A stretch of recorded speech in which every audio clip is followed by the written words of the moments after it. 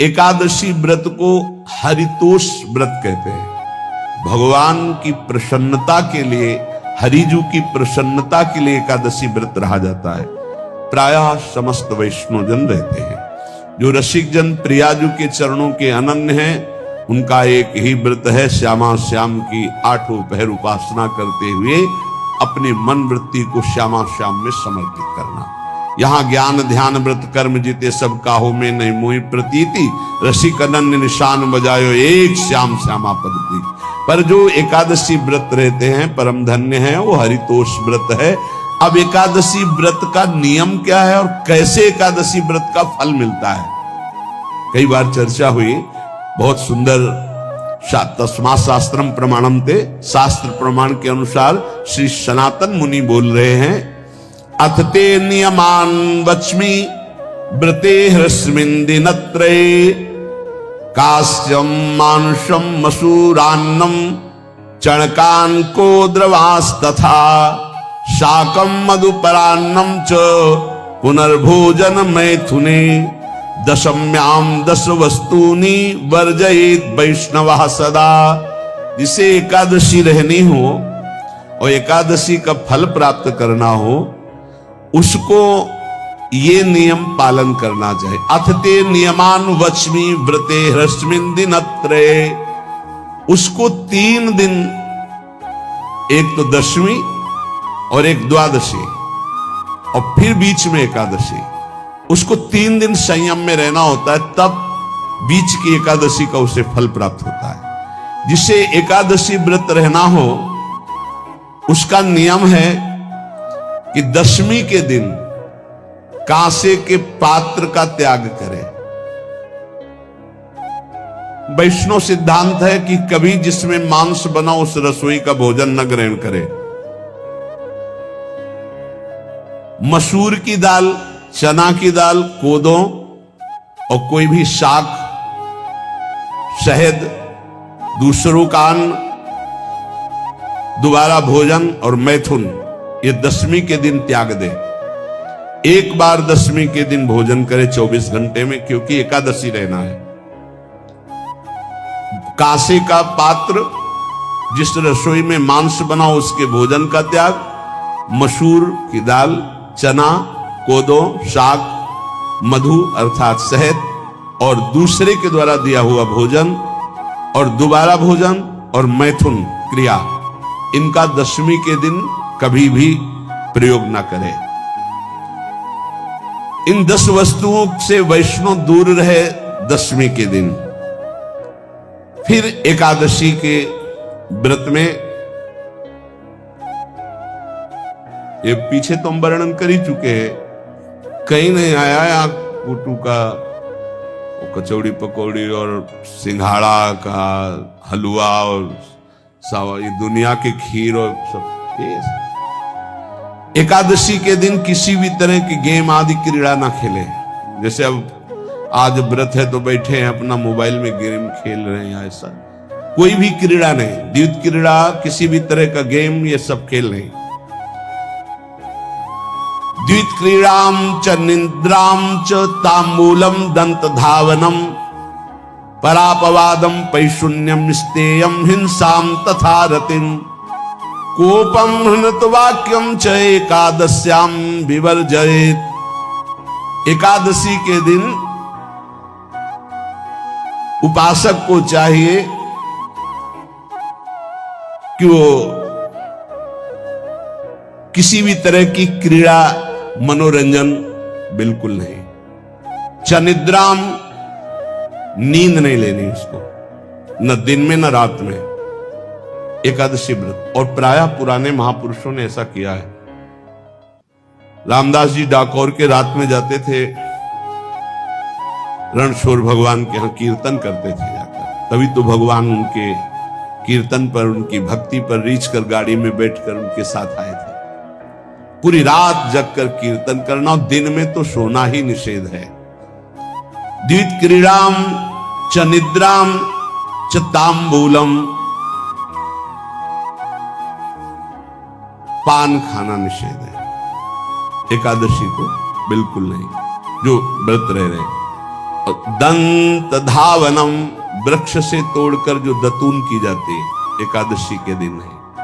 परापवादम, दूसरे की निंदा करना, चर्चा करना नहीं, अर्थात अधिकतर मौन व्रत धारण करे एकादशी के दिन। पैशून्यम, चुगली करना। स्तेयम, कोई चोरी करना। हिंसाम, वाणी से, शरीर से, मन से किसी को दुख पहुंचाना। रतिम, अर्थात भोग करना, मैथुन करना। कोपम, किसी के ऊपर गुस्सा करना। अनत वाक्यम, झूठ बोलना। एकादश्याम विवर्जयेत, एकादशी के दिन ये नहीं करना चाहिए। एकादशी को एक बार कुछ फलाहार शुद्ध, अगर आपके पास कोई व्यवस्था नहीं तो थोड़ा दूध है, जल है, ऐसे आप लेकर, या थोड़ा सा फल ले लिया, थोड़ा सा फल लेकर के प्राण पोषण, एक दिन में मर नहीं जाओगे। कितने तो निर्जला एकादशी रहते हैं, हर एकादशी निर्जला। पूज्य श्री मथुरा दास जी निर्जला ही रहते थे हर एकादशी। चलो भैया, आपकी सामर्थ्य नहीं तो जल 2-4 बार ले लो, एक बार थोड़ा सा दूध और फल ले लो, चल जाएगा काम, प्राणों का पोषण हो जाएगा। ये आचरण न करे और एक बार कुछ आहार ले ले, वो भी शुद्ध भगवद अर्पित प्रसाद। फिर द्वादशी को काश्यम, मांसम, सुराम, छौद्रम, तैलम, वितथ भाषणम, व्यायामम च प्रवासम च पुनर्भोजन मैथुने, अस्पृश्य स्पर्श मासूरे, द्वादश्याम द्वादश त्यजेत। कांस के पात्र में द्वादशी को भी भोजन न पावे। जिस रसोई में मांस बनाओ उसमें आहार न ले। किसी भी तरह का नशा द्वादशी को न करे। शहद न पाए, तेल के बने पदार्थ न पाए, मिथ्या भाषण न करे और बहुत शरीर का व्यायाम न करे, बहुत थकावट वाले कार्य न करे। दोबारा भोजन न करे, एक बार द्वादशी को भी भोजन पवित्र। मैथुन न करे, जिसका स्पर्श नहीं किया जाता ऐसे पदार्थों का स्पर्श न करे, और मसूर की दाल न खाए। द्वादशी को जो इन नियमों का पालन करता है, दशमी द्वादशी ऐसे और एकादशी ऐसे, तब उसे एकादशी व्रत का फल प्राप्त होता है। जो इस पद्धति से एकादशी, ये जो मनमानी है सब नहीं, हर पदार्थ मिल जाएगा आपको फलाहार में। हर पदार्थ हमको बताया गया कि आपको जो चाहो सब पदार्थ फलाहार का। अरे भाई, हरितोष व्रत है तो हरि प्रसन्नता के लिए एक दिन भूखे रहने बहुत आनंद आता है। पहले भगवत कृपा से ऐसी गंगा जल पी करके कुछ दिन, फिर कभी कभी निर्जला एकादशी का भी आनंद। बड़े संन्यास मार्ग में थे तो बड़े संयम से सब शास्त्रीय पद्धतियों का निर्वाह होता था। उपासक को चाहिए कि इन नियमों से व्रत का अनुष्ठान करे, मनमानी आचरण न करे। सबसे प्रार्थना जो एकादशी रहते हो, हरितोष व्रत इसे कहते हैं, भगवान की प्रसन्नता के लिए रहा जाता है, रहना चाहिए। जो अपनी आचार्य परंपरा में हैं, जैसे जिनका सिद्धांत है, पर रहने का सिद्धांत ये श्री सनत कुमार जी वर्णन, श्री सनक जी महाराज, ये सनत कुमार जी वर्णन की। सनक जी महाराज कह रहे हैं, यदि भगवान का आश्रय नहीं, सत्संग नहीं है, तो इन 4 में से एक हो तो नाश कर देता, फिर चारों हो तो सर्वनाश हो जाता है। यौवनम धन संपत्ति, प्रभुत्व विवेकता, एकैपमप्यनर्थाय किमु यत्र चतुष्टयम। यदि सत्संग नहीं है, यदि भगवद आश्रय नहीं है, खूब धन हो, जवान अवस्था हो, बढ़िया पद मिला हो, प्रभुत्व चलता हो और अज्ञान हो, फिर क्या कहना है? बोले ये चारों जहां मौजूद होते हैं वहां सर्वनाश का खेल शुरू हो जाता है। अगर इनमें से एक हो तो सर्वनाश करने में पर्याप्त है, और अगर चारों हो तो फिर क्या कहना है? यौवनम, जवान हो, धन संपत्ति, खूब रुपया पैसा हो, प्रभुत्व, कोई पद हो, कोई अधिकार हो बड़ा, फिर अविवेकता और अज्ञानी हो तो बोले एक नाश कर देगा, फिर चारों तो नाश ही कर देंगे। अगर सत्संगी है तो ये चारों महान कार्य कर देंगे। क्या यौवनम, जवान है, खूब दूसरों की सेवा, मेहनत पूर्वक धन संपत्ति कमाकर माता पिता की सेवा, परिवार की सेवा। ये माता पिता, हमारा वेद कहता है मातृ देवो भव, तैत्तिरीयोपनिषद, मातृ देवो भव, पितृ देवो भव, आचार्य देवो भव, अतिथि देवो भव, यान्य नवद्यानि कर्माणि तानि सेवितव्यानि नो इतराणि, यान्यस्माकः सुचरितानि तानि तोयोपास्यानि नो इतराणि, ये के चास्माच्छेयाः सो ब्राह्मणाः तेषां त्वया स्नेन प्रश्वसितव्यं, श्रद्धया देयम् अश्रद्धया देयम्, श्रिया देयम् ह्रिया देयम् भिया देयम् संविदा देयम्। वेद कहता है मातृदेवो भव, माता साक्षात हमारी भगवान है। देव हरि को कहते हैं, केशव देव जैसे कहा, हरि को कहते हैं, गोविंद देव, मातृ देव, माता भगवान है। हे धिक्कार है उन पुत्रों को जो अपने माता के द्वारा पोषित किए हुए शरीर से हाथ उठाते हैं अपने माता पिता के ऊपर। नरक में तुम्हारी जो दुर्दशा होगी भोगोगे। एक हमको दिखाया गया दृश्य कि अपनी माता की कोख में लात मारता है, थप्पड़ मारता है, पिता बैठा है उसको लात मारता है, थप्पड़ मारता है, बाल घसीट कर गेट तक माता को ले जाता है। अब इनकी जो दुर्दशा होगी ये बोल नहीं पाएंगे, बता नहीं पाएंगे। ऐसी जगह मारा जाता है कि बस तलकते रहो, कुछ कह नहीं सकते, घोर नरकों की प्राप्ति होती। वेद कहता, तैत्तिरीयोपनिषद, मातृ देवो भव, ध्यान से सुन लो, सत्संग है, ये माता साक्षात भगवान है। अगर तुमने मारा वाह भर करके इसके आंसू गिरे, जितने आंसुओं की बूंद से भूमि के कण भींजेंगे उतने कल्प तक नरक भोगोगे। ध्यान रखना, तुम्हारा कभी यश, कभी कीर्ति, कभी श्री, कभी हिरी, ये कभी तुम्हारे उदय नहीं हो सकती। तुम्हारा सर्वनाश हो जाएगा अगर मां पे हाथ उठाया। पितृदेवो भव, पिता साक्षात भगवान है। देखो भगवान अवतरित हुए तो प्रात काल उठी कै रघुनाथा, मातु पिता गुरु नावहि माथा। आचार्य देवो भव, माता साक्षात भगवान है, पिता साक्षात भगवान है, आचार्य गुरुदेव साक्षात भगवान है। जो अपनी माता को, अपने पिता को दुख देता है, अपने गुरुदेव की अवहेलना करता है, उसका कभी मंगल हो सकता है? वो कभी सुख प्राप्त कर सकता है? वेद कहता है जो निर्दोष कर्म करते हुए धन कमाकर, कैसा कर्म? निर्दोष कर्म करते हुए धन कमाता है और उस धन से अपने बूढ़े माता पिता और गुरुजनों की सेवा करते, जीवन धन्य है। धिक्कार है उस पुत्र को, धिक्कार उस जवानी को, धिक्कार है उस धन को, धिक्कार उस बुद्धि को जिसको ये सब प्राप्त होने पर भी अपने बूढ़े माता पिता को दर दर के भटकने के लिए विवश कर देते हैं, जो अपने बूढ़े माता पिता को कष्ट देते हैं। जहां वेद कह रहा है मातृ देवो भव, पितृ देवो भव, आचार्य देवो भव, अतिथि देवो भव, चारे बातें कही। अतिथि देवो भव, अगर बिना परिचय के कोई आ गया, कह रहा भूखा हूं, भोजन पवा दो, भगवान पधारे हैं, हम कह रहे मत अंदर आने दो, गेट के बाहर पवा दो, तुम्हारा संशय, पर उसे भूखा मत जाने दो। अतिथि देवो भव, जो निर्दोष कर्म करके अर्थ कमाकर अपने माता पिता गुरुजनों की सेवा करता है, उसी का जीवन धन है। पशुवत आचरण, मनुष्य शरीर प्राप्त करके राक्षस आचरण, राक्षसों की यही पहचान होती है।